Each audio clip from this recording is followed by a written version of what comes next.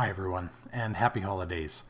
Today is actually the 1 year anniversary of the day that my dad passed away. And for those of you who don't know, who've maybe been more recent subscribers to my channel, my dad passed away after some 13 years estrangement from myself. And so the past year has been, rather interesting, I guess.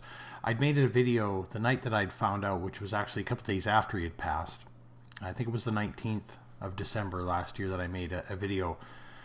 It was the night that I found out that he had passed, and it was a rather raw, emotional video, as is to be expected. You find out a parent or a very close loved one has passed away. And I made several other videos subsequent to that. If I get a chance, maybe I'll link them below for anyone who hasn't seen them. Talking about my dad, but also making some appeals to other people that if they have, kind of a current estrangement with someone, and that if that relationship has any chance of salvation, to not procrastinate, to not think that you've got, endless amounts of time to do that, because things can happen. And that was what I sort of learned that the hard way, of course. My dad and I were estranged partially because of a mental illness on his part. He had been diagnosed bipolar, and he had kind of taken to attacking me as a result of his mental illness. And so for the safety of myself and my family, I had to withdraw from a relationship with him. But I always felt like there was an opportunity to reconcile at some point when his meds got him stabilized, and when my situation, when my daughter had moved out of the house and that sort of thing, and when, it was safer, a little safer for me to take that risk.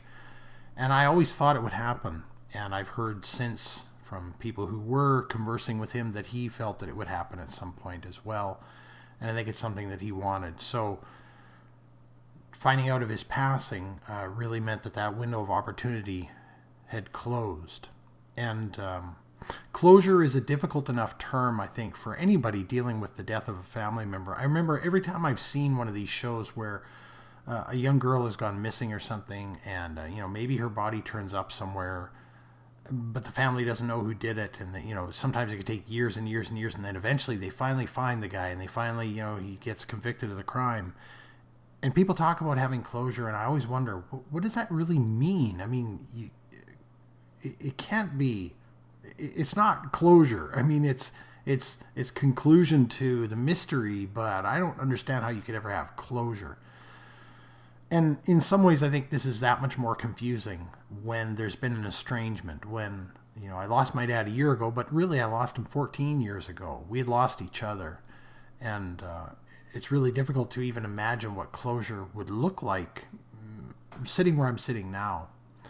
And so, I would again make the appeal, of course, to anyone who has an estranged relationship that has any chance of repair. I'm certainly not, saying this is universal, but anyone who has that potential there, don't think that you have forever. And I'm really touched by the few people who've contacted me to say that because of the videos that I've made, they have reached out. I've had some people in my own personal life that I know locally, and I've had other people reach out to me on Facebook or on YouTube and Google Plus to let me know that that's happened in their own lives. And I'm so touched. That's so heartwarming to know.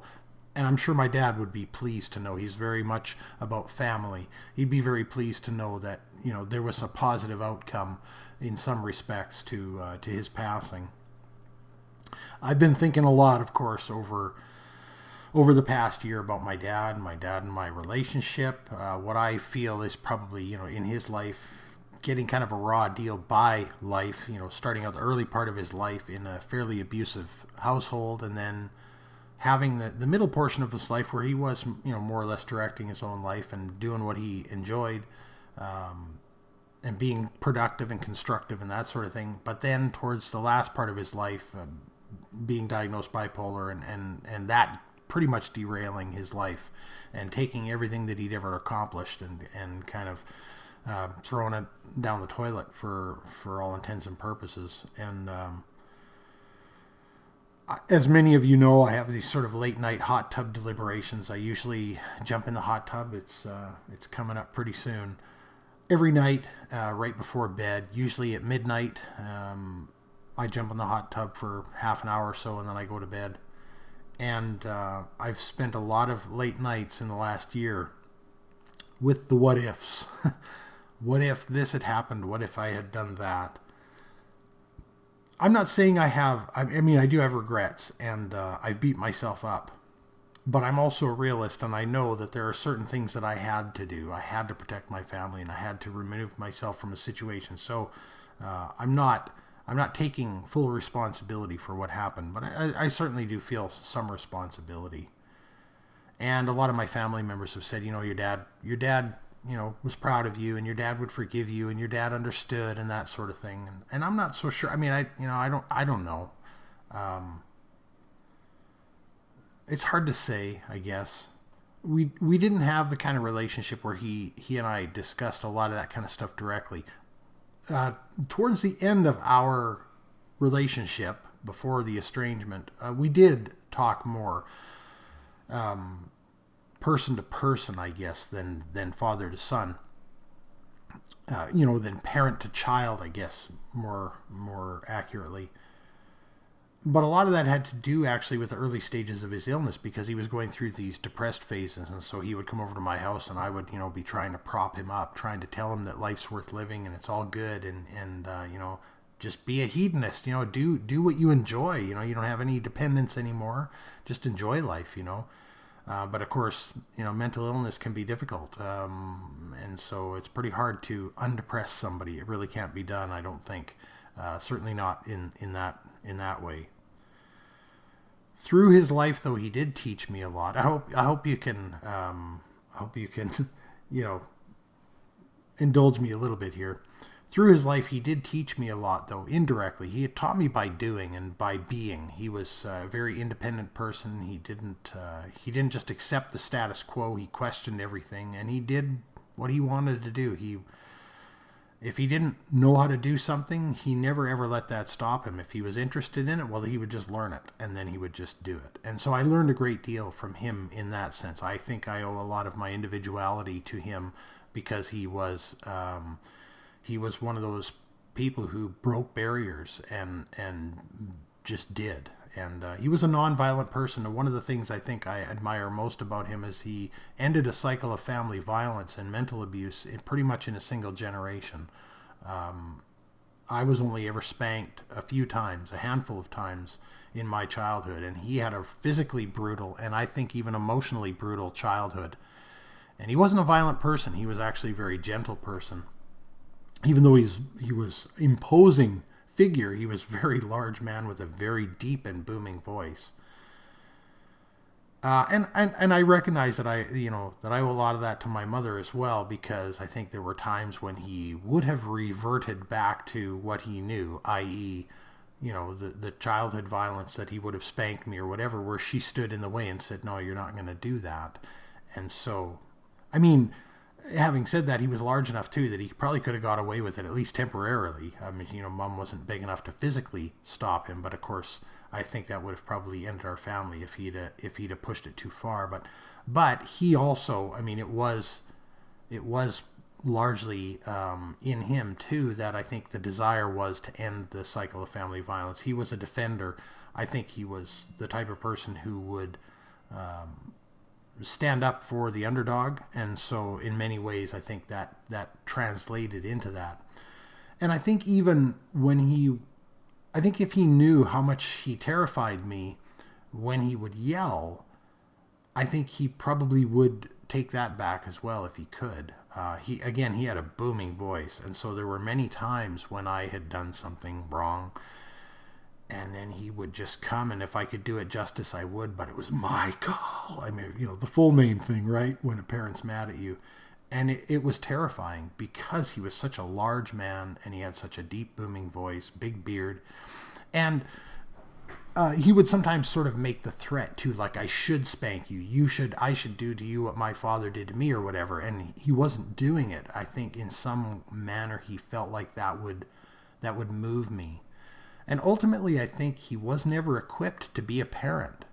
He didn't know what to do. And I think that anger and that yelling, that came from frustration on his part. Frustration of not knowing how to motivate this child to do, this kid to do what he wanted him to do. And I have enough memory of my childhood. I think this is one of the great tragedies of childhood is we always, society seems to, or I have seen, people imparting this malice on the part of children, that they're these little imps and they just want to stir shit up. And I have memory of my intent at those times. And there was never any malice on my part when I would do something wrong. It was curiosity. It was immature reasoning.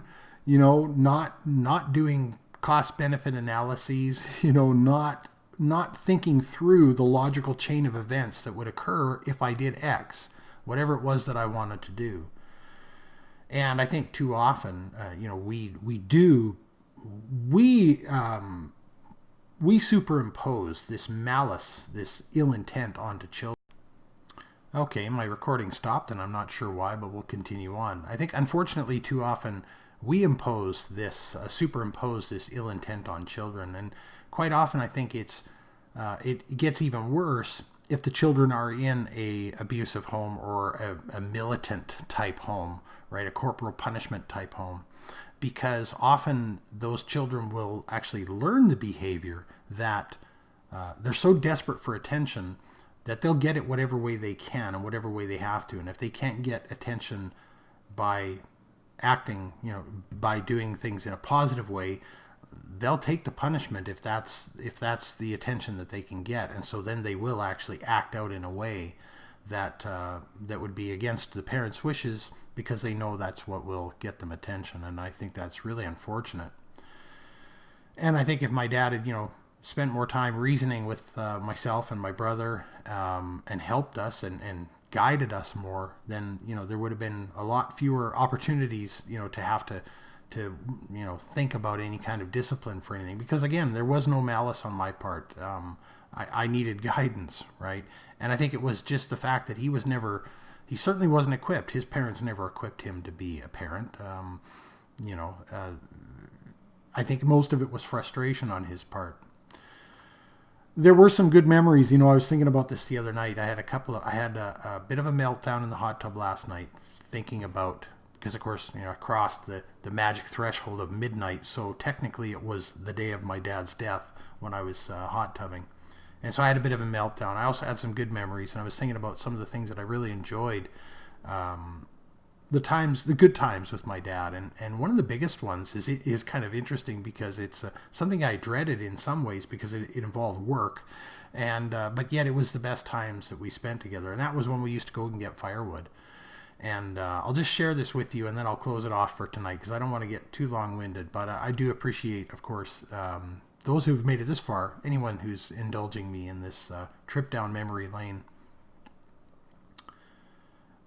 We used to need 10 to 12 cords of firewood. So this is, generally speaking, even if you have, wooden sides all the way up to the top of the cab of the truck and a full-size truck box, an 8-foot truck box, that's, can often be more than a full truckload, right? So 10 to 12 cord in the kind of truckloads we were getting, that would take us at least 10 to 12 truckloads, but probably a little bit more, maybe 14 or something per winter. And so that was quite a bit for a couple of school-age kids, and Dad, he's working as well, so we would have to do it on weekends. And where we lived and where we had to go get the firewood, getting a cord of wood would certainly eat up an entire Saturday or Sunday.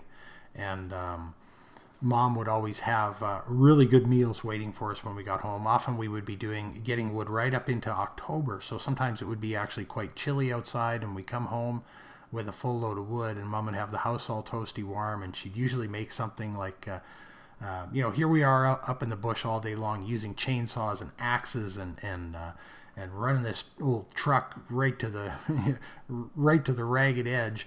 And we'd come home and she'd make us a wonderful quiche. So if the old cliche about quiche, in this case, real men were definitely eating quiche. And she made a really wicked quiche. Or something else, something else that was delicious, sometimes lasagna or whatever, and quite often, a lemon meringue pie or a banana cream pie. Mom knew how to treat the boys when they came home from the tough task of getting firewood. But I remember, when we used to go, Dad would talk to us a little bit about different things.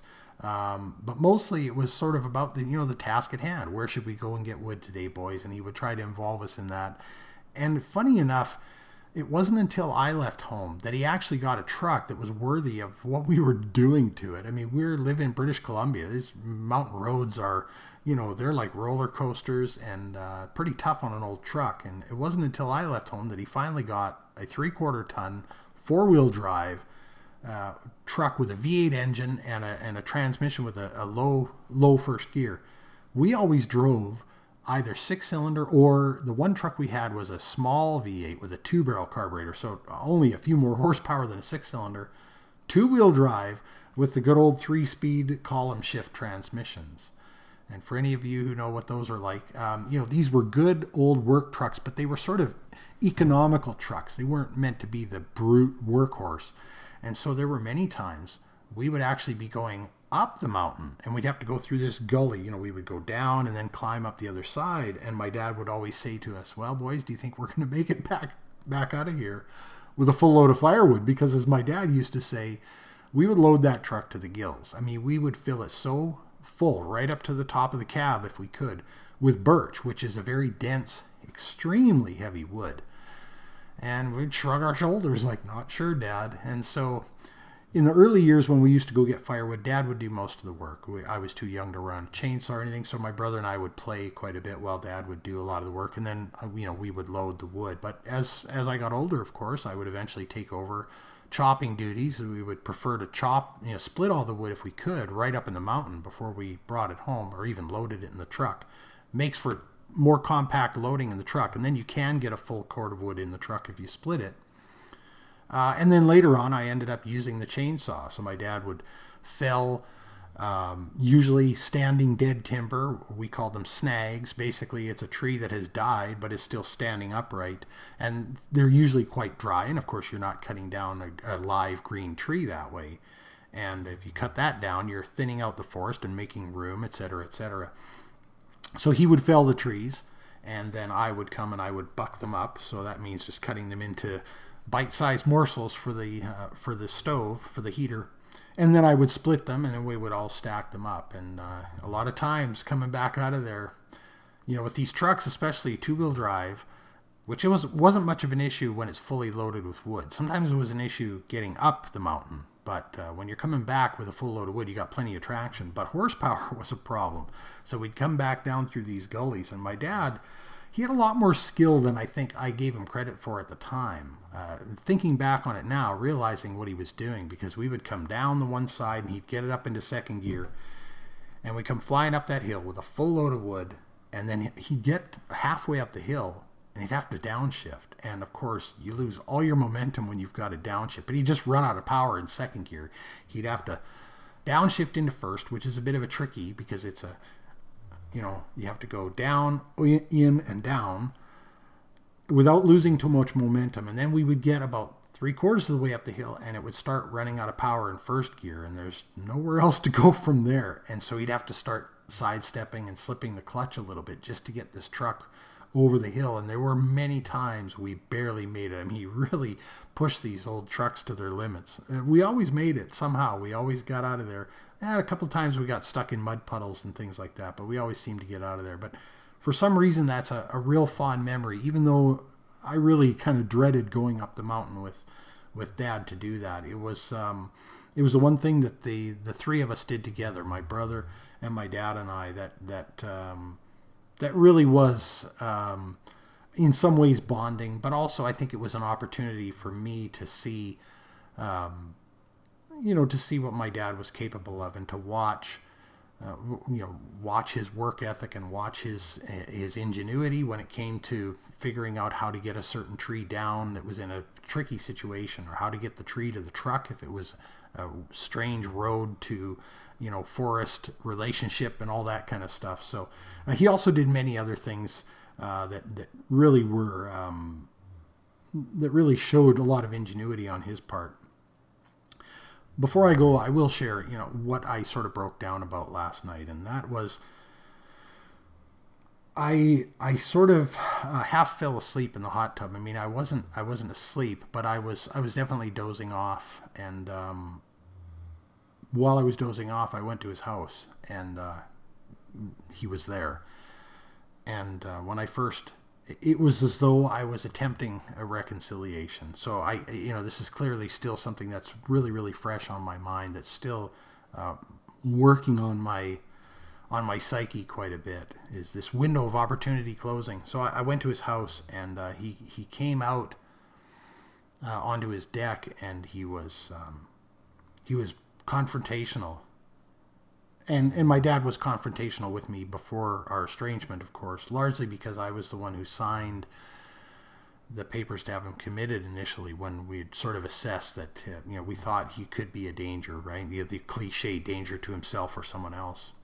And so he was combative in that way. He was confrontational as I approached him on his deck, sort of like, what the hell are you doing here? And I just looked up at him, and I just said, "I'm your son."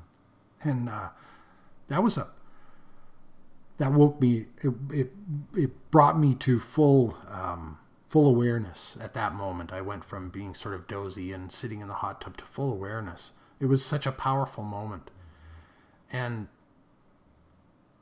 that's all I've been thinking about all day.